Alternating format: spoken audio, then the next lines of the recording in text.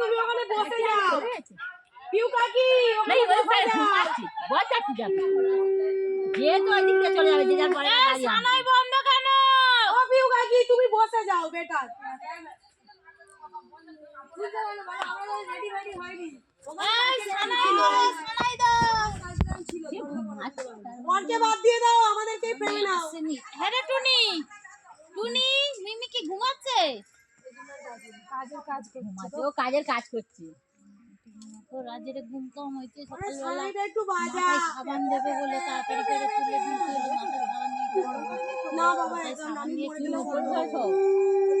ঠান্ডা কালগুলো করব না হলে ওখানে যাব। এ রাত্রিবেলা এসে শুয়েছিল অতটা মাটির ঘরটা তোমার মা যেতে থাকছে ওই শুয়েছিল